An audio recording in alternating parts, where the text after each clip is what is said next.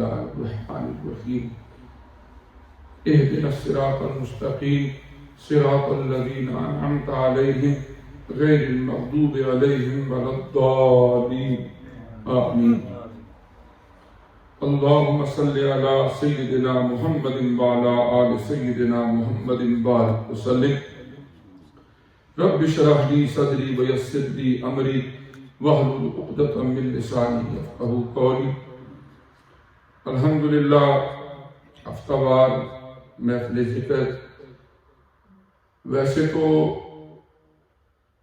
سارے دن ساری راتیں سارے لمحات اللہ ہی نے بنائے ہیں اور برکتیں ہیں، لیکن جو شب جمعہ المبارک ہے یعنی جس دن کو جمعرات ہوتی ہے مغرب کے بعد جمعہ والے دن مغرب کی اذان تک اس کے خصوصی فضائل حدیث مبارکہ میں بیان ہے۔ تو اس بابرکت وقت میں انشاءاللہ ہم تھوڑی دیر بیٹھ کے اللہ پاک کا ذکر کریں گے، اور آج کی اصلاحی گفتگو کے لیے قرآن پاک کی جن آیات کا انتخاب کیا ہے وہ سورہ فاتحہ شریف کا آخری حصہ ہے۔ اللہ کریم نے ان 7 آیات کو وہ عظمت عطا فرمائی کہ ہماری ہر نماز کا حصہ بنا دیا۔ ہم فرض پڑھیں، ہم سنتیں پڑھیں، نوافل پڑھیں، وتر پڑھیں، ہم سورہ فاتحہ شریف اس کی تلاوت کرتے ہیں۔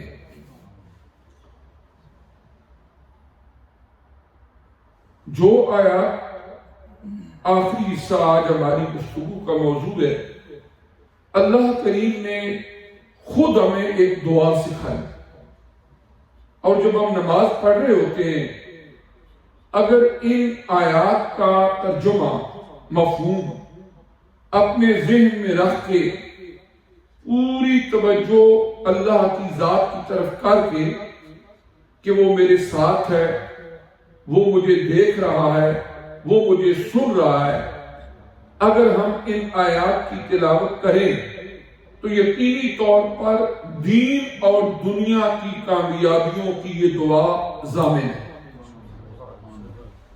اللہ کریم نے کیا دعا سکھائی؟ فرمایا اہدنا الصراط المستقیم۔ دنیا کے سارے کام کا دھندے چھوڑ کے جب ہم متوجہ اللہ ہو کے اللہ اکبر کی تکبیر سے اپنے دلوں کے اندر انانیت اور دیگر جو بت بنے ہوتے ہیں ان کو پاش پاش کر کے اللہ کی حمد و ثنا کرتے ہیں۔ ثنا پڑھنے کے بعد سورہ فاتحہ شریف میں پہلے اللہ کی تعریف کرتے ہیں، پھر اس کے اوصاف بیان کرتے ہیں۔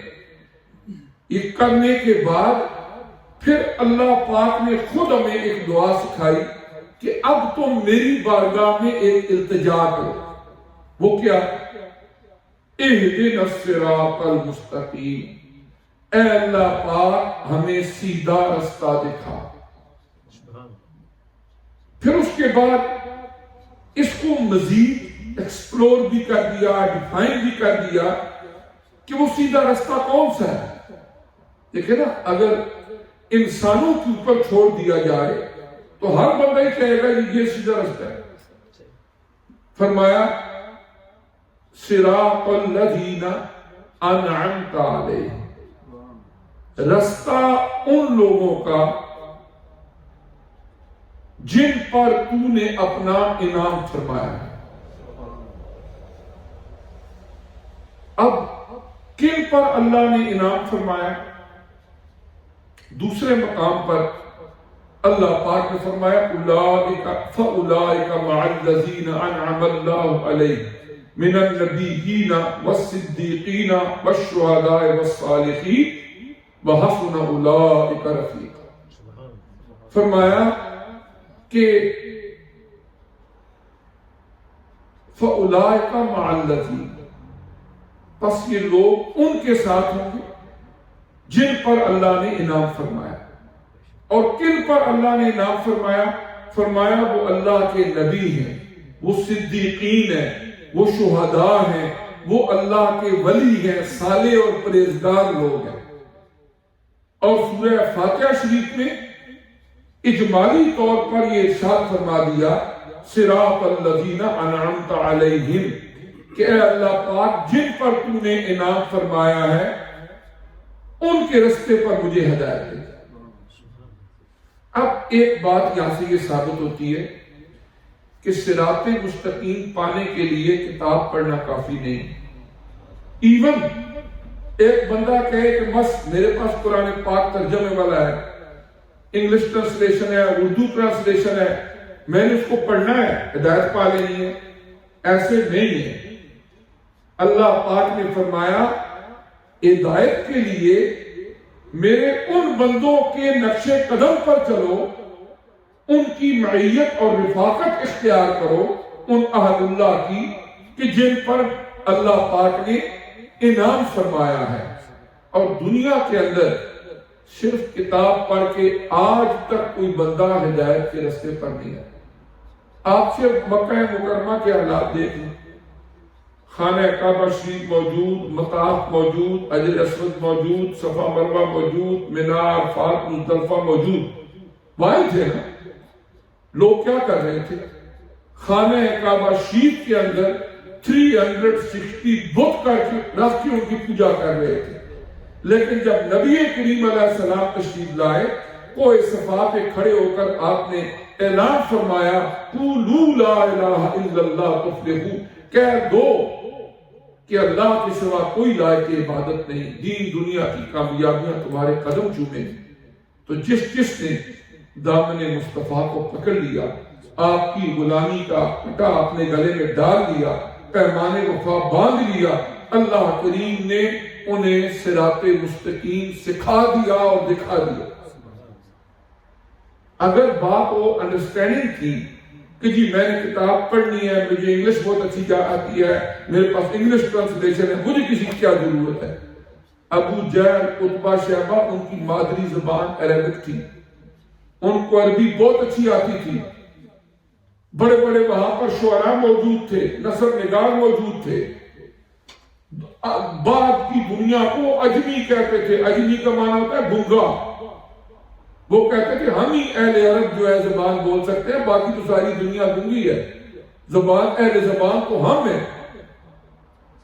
لیکن اس کے باوجود ہدایت نہ مل سکی، صراط مستقیم نہ مل سکا۔ صراط مستقیم کس کو ملا؟ کہ جس نے نبی کریم علیہ السلام سے محبت، عقیدت کا رشتہ رکھ کے آپ کی پیروی کی۔ اللہ کریم نے سب سے پہلے انعام یافتہ لوگوں میں النبیین فرمایا، اور آقا علیہ السلام امام الانبیاء والمرسلین۔ ایک بات تو یہ طے ہوگی کہ اللہ کے نیک برگزیدہ بندوں کے ساتھ اپنا تعلق قائم کر کے پھر اللہ کے کلام پر جب عمل بھی کریں گے تو انشاءاللہ تبارک و تعالی اللہ پاک ہدایت کے راستے پر استقامت عطا فرمائے۔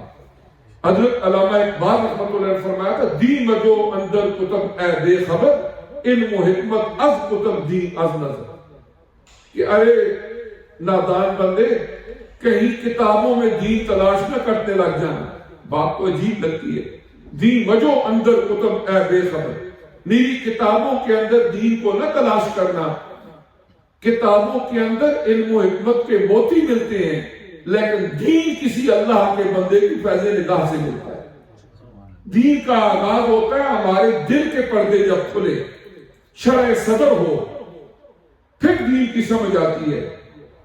جو ہم پڑھتے ہیں، تقریریں کرتے ہیں، ہمارے پاس نالج ہوتا ہے، اس کا تعلق ہمارے دماغ سے ہے۔ جتنا انٹیلیجنٹ بندہ ہوگا اتنے زیادہ اس کو چیزیں یاد ہوگی، لیکن دین صرف دماغ کے ساتھ اس کا تعلق نہیں ہے، اس کا تعلق ہمارے قلب کے ساتھ ہے، اور قلب کا نسخہ اللہ نے اپنے نبیوں کو عطا فرمایا یا اپنے نبیوں کے متبعین کو عطا فرمایا۔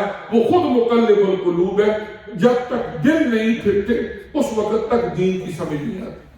دین گمراہی سے، بدکاری سے، فضولیات سے جب دل پھر کے نیکی کی طرف آ جائے، اس کو کہتے ہیں کہ یہ اصل دین ہے.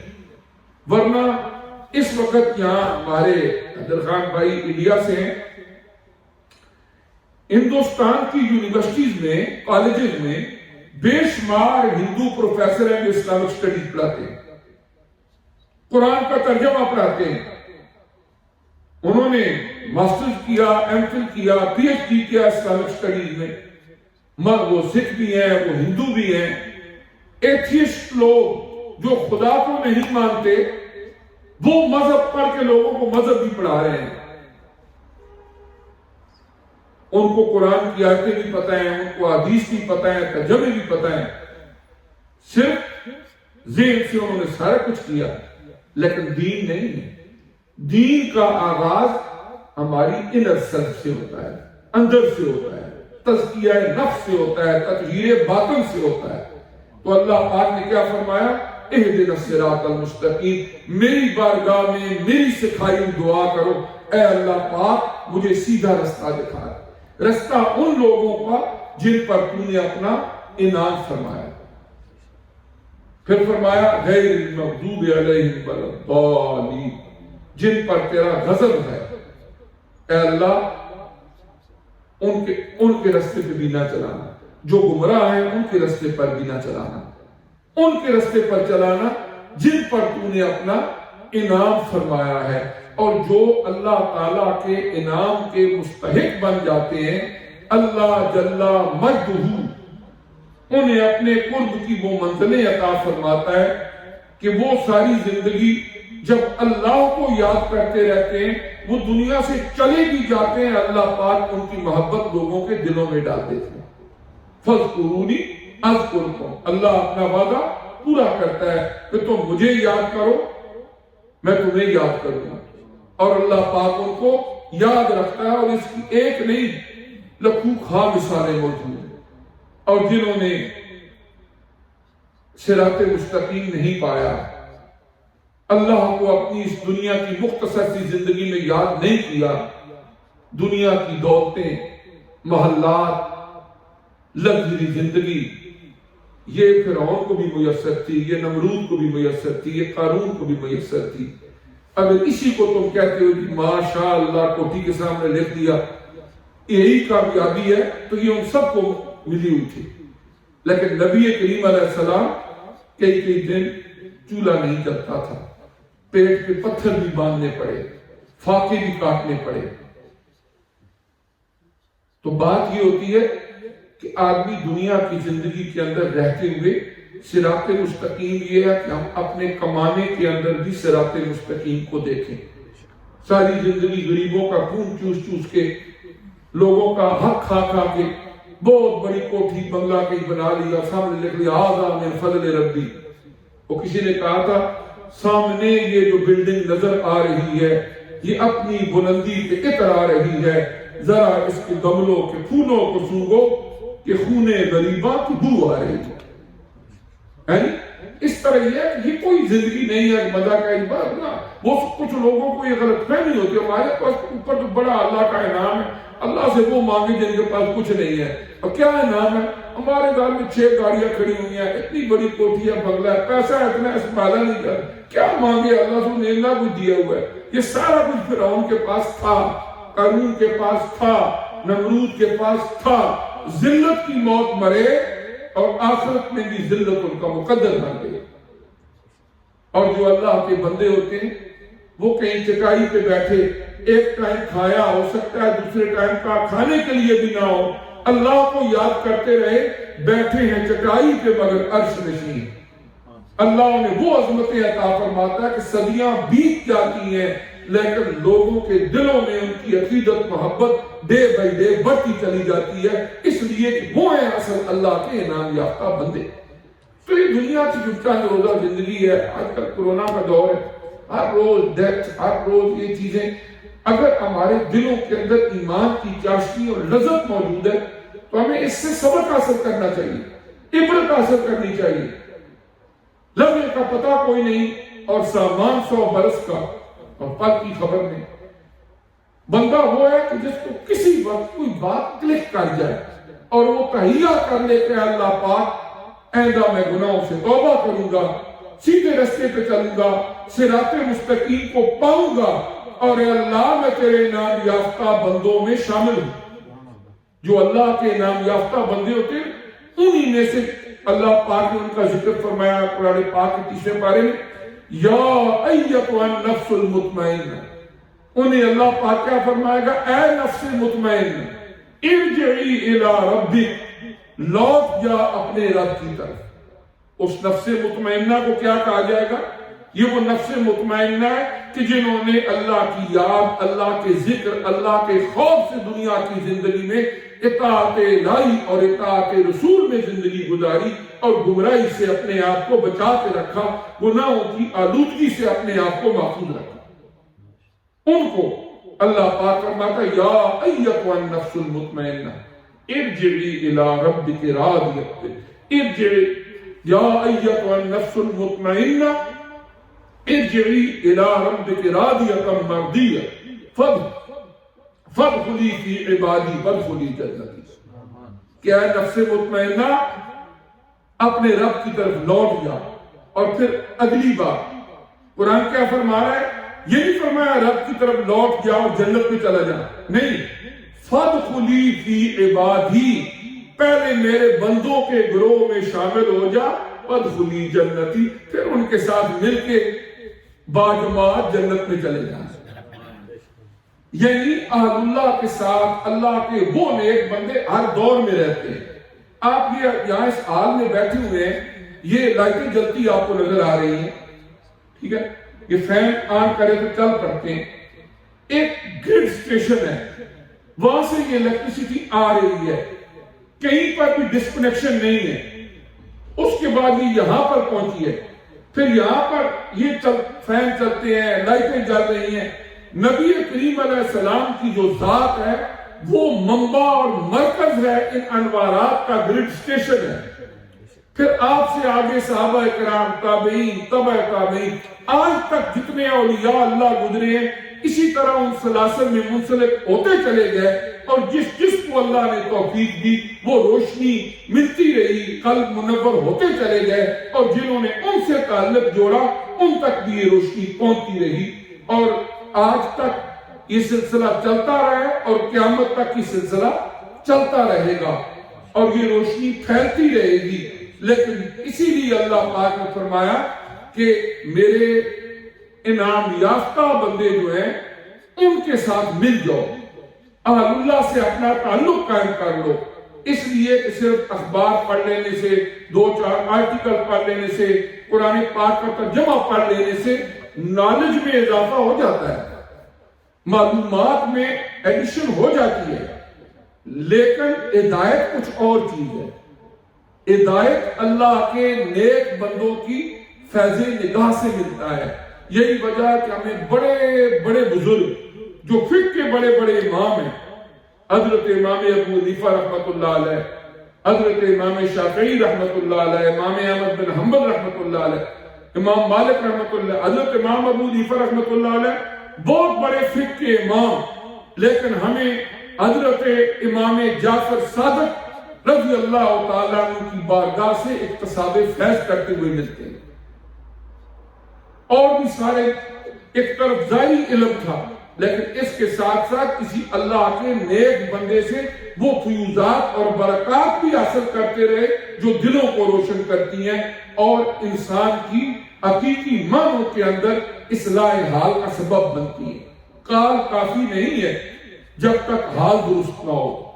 تو ہماری ذکر کی محفل کا بھی اصل مقصد یہی ہوتا ہے کہ ہم اللہ سے اپنا تعلق جوڑیں، اور پھر دنیا کی زندگی سے جانا تو ہے ہی، تاکہ کوئی سبب بن جائے ہماری آخرت کی زندگی کی بہتری اور کامیابی کا۔